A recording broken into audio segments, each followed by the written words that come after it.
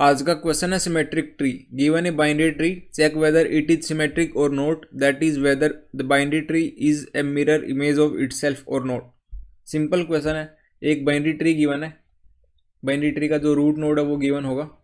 अब इस binary tree को हमें बताना है ये सिमेट्रिक होगी या नहीं होगी।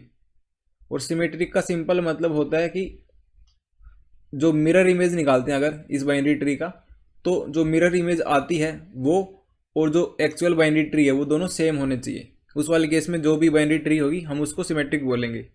तो यहाँ पर अगर इस एग्जांपल का, इस बाइनरी ट्री का एक मिरर इमेज फाइंड करते हैं, इसको मिरर मानते हुए इस लाइन को, तो यहाँ पे राइट साइड में एक और बाइनरी ट्री आएगा, इसका मिरर कुछ तो आएगा ही। अगर वो जो मिरर इमेज है वो एक्चुअल बाइनरी ट्री के इक्वल आती है, उस वाले केस में हम बोलेंगे कि ये बाइनरी ट्री एक सिमेट्रिक है। और सिमेट्रिक वाले केस में ट्रू को रिटर्न करना है। अगर नहीं आती है सिमेट्रिक, उस वाले केस में फॉल्स को रिटर्न करना है। तो मिरर इमेज हमें एक चीज़ पता है, मिरर में क्या होता है, अगर यहाँ पे मिरर है तो जो भी ऑब्जेक्ट है वो इक्वी डिस्टेंस पे होता है। इस साइड भी मिरर जो वन नोड है इसकी इमेज इक्वल डिस्टेंस पे बनेगी। इसी तरह से जो ये दो है तो इधर पास में बनेगा ये, और ये दूर वाला दो है लेफ्ट वाला एक्चुअल वाली बाइनरी ट्री के, इसको BT मान लेते हैं। तो एक्चुअल बाइनरी ट्री है, उसका लेफ्ट वाला नोड है वो मिरर में राइट में बनेगा, और जो राइट वाला है वो लेफ्ट में बनेगा। इस तरह से बन रहे हैं ये। तो यहाँ पे ये 3 है, ये लेफ्ट वाला 3 है, तो ये राइट में बनेगा, 2 के राइट में, क्योंकि सबसे दूर है। अगर इसका डिस्टेंस देखते हैं यहाँ से यहाँ तक, तो इसमें भी यहाँ सेम डिस्टेंस पे आना चाहिए ये। इसी तरह से सारे सबको ड्रॉ करते हैं तो क्या होगा, ये वाला 3 यहाँ पे आएगा, ये वाला 4 यहाँ पे आएगा, और ये वाला 4 यहाँ पे आएगा। तो यहाँ पे एक्चुअल में हो क्या रहा है, जैसे ये रूट नोड है, इसका लेफ्ट चाइल्ड है ये, इसका राइट चाइल्ड है ये, तो एक्चुअल जो ये मिरर इमेज बनी इसमें उल्टा हो गया। रूट नोड तो ये है, अब जो ये वाला नोड था लेफ्ट वाला, ये अब राइट में आ गया यहाँ पे, और जो ये राइट में था इसको ऐसे डिनोट कर देते हैं स्क्वायर से, ये आ गया यहाँ पे लेफ्ट में। इसी तरह से अगर आगे के नोड्स के लिए देखते हैं, तो अगर इस 2 के लिए देखते हैं, 2 के लेफ्ट वाला ये 3 है, तो ये लेफ्ट में 2 की यहाँ पे राइट में चला जाएगा, ये राइट में आ गया। और जो 2 के राइट में 4 था, ये 2 के लेफ्ट में आ गया यहाँ पे। तो इस तरह से मिरर इमेज बन रही है। तो जैसे ये वाला 2 राइट वाला एक्चुअल ट्री का, तो मिरर में लेफ्ट में आएगा। अब जो इसके लेफ्ट में 4 था, अब इसके राइट में 4 आएगा। इसके राइट में 3 था, यहाँ मिरर में इसके लेफ्ट में 3 आएगा। इस तरह से तो बेसिकली हो क्या रहा है, इसको अगर लिखते हैं तो किस तरह से ये लिखा जाएगा। तो प्रॉब्लम में एक बाइनरी ट्री गिवन होगी, बाइनरी ट्री का रूट नोड गिवन है। तो मान लेते हैं एक रूट नोड है, उसका लेफ्ट चाइल्ड है, उसका राइट चाइल्ड है, लेफ्ट का एक और लेफ्ट है, लेफ्ट का राइट है, और यहाँ पे राइट का लेफ्ट है और राइट का राइट है, ये गिवन है। अब इसको हमें सिमेट्रिक प्रूव करेंगे तो कुछ कंडीशंस आएंगे। अभी हमने डायग्राम में देखा, पर इसको एक बार जनरलाइज फॉर्म में देख लेते हैं। ये मिरर मान लेते हैं एक, तो सेम जो ऊपर देखा था वही चीज़ है यहाँ पे, बस उसको लिखने का तरीका कैसे होगा वो एक बार इसमें देख लेते हैं इसकी हेल्प से। तो जो ये L वाला था यहाँ पे राइट में आएगा, रूट तो रूट सेम ही रहेगा। जो L था ये राइट में होगा यहाँ पे, और जो R है ये लेफ्ट में आएगा। और ये दोनों सिमेट्रिक तभी होंगे जब ये वाली चीज़ इक्वल होंगी। इसका मतलब L और R यहाँ पे इक्वल हो गए, ये वाला L और ये R सेम होगा तभी ये दोनों सिमेट्रिक होंगे, एल्स नहीं होंगे। क्योंकि हम चेक क्या करवा रहे हैं, इसका L मतलब ये जो L है मिरर में ये राइट में आएगा, और जब इस मिरर वाले को इसके ऊपर उठा के रखेंगे सिमेट्रिक चेक करने के लिए, तो जो ये R है ये L होना चाहिए, क्योंकि सेम सेम होंगे तभी तो उनको हम सिमेट्रिक बोल पाएंगे। ठीक है। अब जो L के लेफ्ट में एक और LL है, ये वाला नोड LL, ये राइट में जाएगा, यहाँ पे आएगा। अब जो ये LR है ये इसके लेफ्ट में आएगा यहाँ पे, और जो RL है ये क्या होगा, ये यहाँ पे आएगा, यहाँ पे लेफ्ट में है तो यहाँ पे राइट में आएगा, और ये RR लेफ्ट में आएगा।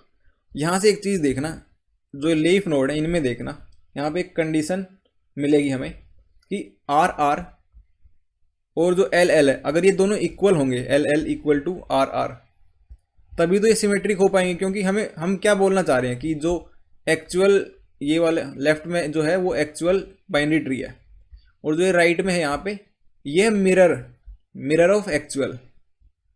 तो मिरर को अगर उठा के एक्चुअल पे रखेंगे तो सिमेट्रिक हम तभी बोलेंगे जब वो दोनों आइडेंटिकल आ जाएंगे। कल वाले क्वेश्चन में उल्टा था कि दो ट्री गिवन है, उनको बताना था कि वो आइडेंटिकल है या नहीं है।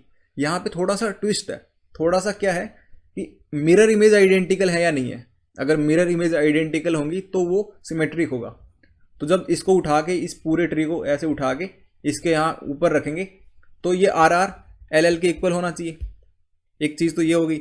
और जो एल आर है ये आर एल के इक्वल होना चाहिए, ये वाला नोड और ये वाला नोड सेम होना चाहिए।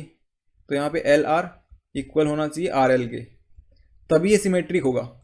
तो यहाँ पे एक्चुअल इमेज पे जो इसका मिरर है उसको मैप करेंगे, उसको रखेंगे, तो इस एल एल पे आर आर आएगा ये वाला, और इस एल आर पे ये वाला रखा जाएगा। तो मतलब इनको इक्वल होना पड़ेगा।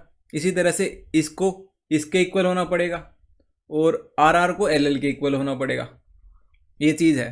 तो इनको कैसे चेक करेंगे? ये वाली तो मिरर इमेज है, ये तो हमने मिरर बना के समझा है। एक्चुअल में ये जो एल एल वाला है ये वाला, इसको हम आर आर के साथ चेक करेंगे इसके साथ, और जो ये वाला इनको इनके साथ चेक करेंगे इस तरह से। और अगर इसी तरह से इसके नीचे और भी नोड्स होते हैं इस तरह से, इसके नीचे ये मान लेते हैं इस तरह से होते हैं, तो इनको कुछ ऐसे चेक करेंगे। इस वाले को इसके साथ करेंगे, फिर इस वाले को इसके साथ चेक करवाएंगे, इस वाले को इसके साथ चेक करवाएंगे, और इस वाले को इसके साथ चेक करवाएंगे। अगर ये इक्वल आ जाते हैं उस वाले केस में हम बोल सकते हैं कि सिमेट्रिक है, अगर नहीं आते हैं तो नॉट सिमेट्रिक। तो इस प्रॉब्लम को हम रिकर्सिवली सोल्व करेंगे, हर एक नोड पे विजिट करके चेक करेंगे हर एक कंडीशन, इस तरह की हर एक कंडीशन को चेक करेंगे। अगर वो सेटिस्फाई होती है उस वाले केस में हम बोलेंगे कि सिमेट्रिक है। अगर हर एक नोड के लिए सेटिस्फाई होगी तो सिमेट्रिक बोलना है, अगर किसी भी एक नोड पे फेल होती है तो अनसिमेट्रिक होगी, उस वाले केस में फॉल्स को रिटर्न करना है। तो इसका कोड कर लेते हैं और अच्छे से समझ आ जाएगा। तो सिमेट्रिक फाइंड करने के लिए हमें सबसे पहले तो जो बाइनरी ट्री है उसका मिरर इमेज फाइंड करना पड़ेगा, और जो मिरर इमेज में फिर जो हम चेकिंग कर रहे थे लेफ्ट का राइट से, राइट का लेफ्ट से, वो चीज़ करनी पड़ेगी। तो एक बार पहले मिरर इमेज फाइंड कर लेते हैं। मिरर इमेज ऑफ रूट का लेफ्ट और रूट का राइट। तो मिरर इमेज का एक बार लिख लेते हैं, static Boolean mirror image of दो नोड है, एक नोड ए मान लेते हैं, एक नोड बी मान लेते हैं। इफ़ जो ए है वो नल है एंड बी भी नल है, उस वाले केस में रिटर्न करना होगा ट्रू को। इसको मैं साथ साथ ड्रॉ करता हुआ जाता हूँ ताकि समझ आता रहे कि जो कोड लिख रहा हूँ और जो समझा रहा था उसमें रिलेशन क्या है। तो जैसे रूट नोड गिवन होगा तो रूट का हम क्या कर रहे थे, एक लेफ्ट होता है एक राइट होता है, ये लेफ्ट है एल, राइट है आर। तो क्या कर रहे हैं बेसिकली, एक मिरर इमेज का नाम का एक फंक्शन बना रहे हैं जिसमें ये वाला नोड पास कर रहे हैं और ये वाला नोड पास कर रहे हैं। तो ये एक नोड ए है, एक नोड बी है, ये पास करा है।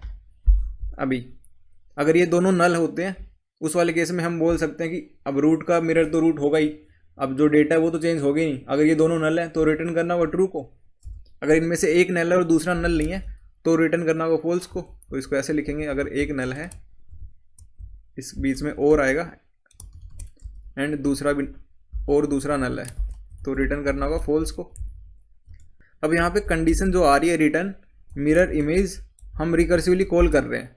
अब जो रूट का हमने फाइंड करा इस तरह से इनकी दो की हेल्प से। अब जो ए वाला नोड है, ए बेसिकली क्या है, ए ये वाला नोड है, ए ये वाला नोड है, आर ये वाला नोड है। रूट का हमने फाइंड करा दो कंडीशन से, एक पहली कंडीशन एक दूसरी कंडीशन जो कि कोड में लिखी हुई है। अब इस लेफ्ट का सेम इन दो कंडीशन से फाइंड करेंगे और राइट का सेम इन दो कंडीशन से फाइंड करेंगे और दोनों का एंड कर देंगे ताकि जो भी रिजल्ट आएगा वो दोनों का हमें एक साथ बताएगा। अगर दोनों एक साथ सिमेट्रिक होंगे तभी रिटर्न करना होगा ट्रू को। तो इसको कैसे करेंगे फर्दर आगे, इसको मिरर इमेज के लिए ए का जो लेफ्ट है उसको चेक किसके साथ करवा रहे थे। अब यहाँ पे ये वाली कंडीशन काम आएगी जो अभी हमने समझा था। तो एक्चुअल जो बाइनरी ट्री था वो ये था, इसमें क्या हो रहा था, ये लेफ्ट था ये राइट था। अब हमने यहाँ तक तो चेक करवा लिया, अब इसके आगे चल रहे हैं। इसका जो लेफ्ट है उसको चेक करवाएंगे इसके राइट के साथ, क्योंकि जो एल है वो मिरर में राइट में चला गया। यहाँ पे एक करेक्शन करनी है। करेक्शन है कि हमें इस लेफ्ट वाले को जो एल है ये मिरर के एल के साथ नहीं चेक करवाना। जो मिरर है मिरर में भी एल होगा, तो ये दोनों तो सेम चीज़ होगी, क्योंकि यहाँ पे लेफ्ट में आ रहा है तो मिरर में राइट में आएगा। इसके साथ चेक नहीं करवाना, बल्कि हमें एल को आर के साथ करवाना है। जो हमने पहले वाले करेक्शन में देखा था कि इस वाले एल को इस वाले आर के साथ, फिर इसको इसके साथ। ए का लेफ्ट मतलब लेफ्ट वाले का लेफ्ट हम चेक करवाएंगे राइट के राइट के साथ। तो यहाँ पे राइट बी है तो राइट का राइट, और एंड होगा मिरर इमेज फाइंड करनी है। फिर से मिरर इमेज, अब यहाँ पे ए का राइट और बी का लेफ्ट इस तरह से लिखना है इसको, ए का राइट और बी का लेफ्ट। जो बाइनरी ट्री गिवन है वो सिमेट्रिक होगी तो यहाँ से ट्रू रिटर्न होगा। अगर यहाँ से ट्रू रिटर्न होगा तो हम इसको यहाँ पे रिटर्न करवा देंगे। जो मेन फंक्शन अपना return mirror image of a root का लेफ्ट और रूट का राइट। तो यहाँ पे एक बेस कंडीशन और लिख देते हैं, इफ अगर जो रूट है वो भी नल हुआ तो क्या करेंगे, अगर रूट ही नल है तो उस वाले केस में रिटर्न ट्रू। तो इसको रन करके देख लेते हैं।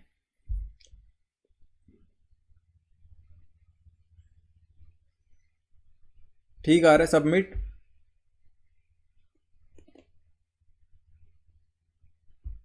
ठीक है, यहाँ पे कुछ दिक्कत है, क्या बात है देखते हैं।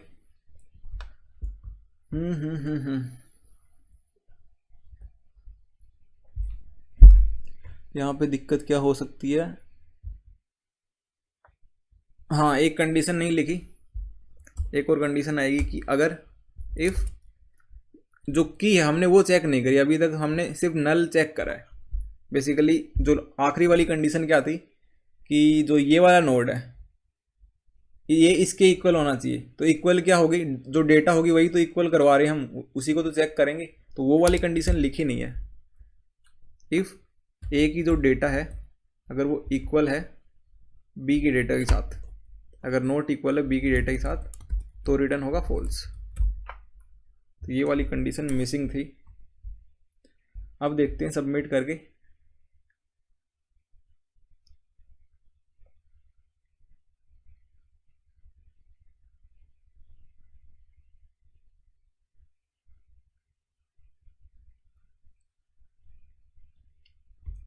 ठीक है, तो ये है आज का POTD problem of the day. I hope समझ आ गया होगा। अगर फिर भी कुछ डाउट रहती है तो आप कमेंट सेक्शन में पूछ सकते हो। तो इस कोड की जो स्पेस कॉम्प्लेक्सिटी है वो होगी बिग ऑफ हाइट, और हाइट क्या होती है, big of log of n. N यहाँ पे टोटल नंबर ऑफ नोड्स होते हैं। टाइम कॉम्प्लेक्सिटी हर एक नोड पे हमें विजिट करना पड़ रहा है तो बिग ऑफ एन आएगी, और एक बार ही विजिट कर रहे हैं इसलिए एन ही आएगी।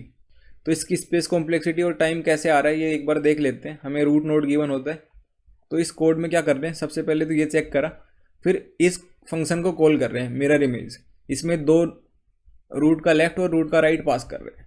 अगर ये दोनों नल होते हैं या फिर एक नल होता है एक नल नहीं होता, फिर तो हमें वहीं रुकना है। अगर नहीं होते उस वाले केस में ये वाली कंडीशन को हम चेक करेंगे हर एक स्टेप पे, हर एक मतलब हाइट पे, हर एक लेवल पे। तो ये लेफ्ट में आए ये राइट में आए।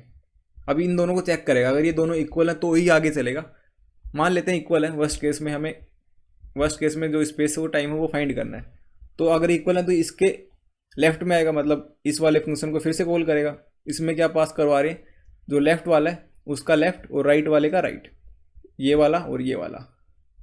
तो बेसिकली हम किस तरह से आइटरेट कर रहे हैं इसमें हम डेप्थ में जा रहे हैं, एक पर्टिकुलर डेप्थ में जा रहे हैं। तो जो स्पेस कॉम्प्लेक्सिटी है वो बिग ऑफ हाइट आ रही है यहाँ पे, और हर एक नोड पे विजिट कर रहे हैं, क्योंकि हम हर एक नोड का चेक करवा रहे हैं कि अगर ये वाला नोड इसके इक्वल है या नहीं है, ये इसके इक्वल है या नहीं है। और एक नोड पे सिर्फ एक बार ही विजिट कर रहे हैं, तो टोटल हम n आइटरेशंस कर रहे हैं। जितने भी नंबर ऑफ नोड्स हैं उतने आइटरेशंस कर रहे हैं, उतनी बार मतलब बाइनरी ट्री में विजिट कर रहे हैं। तो उतनी जितनी बार विजिट करेंगे उतनी इस पर वो टाइम कॉम्प्लेक्सिटी होती है। तो यहाँ पे टाइम बिग ऑफ n आ रही है इस हिसाब से, और जो स्पेस कॉम्प्लेक्सिटी है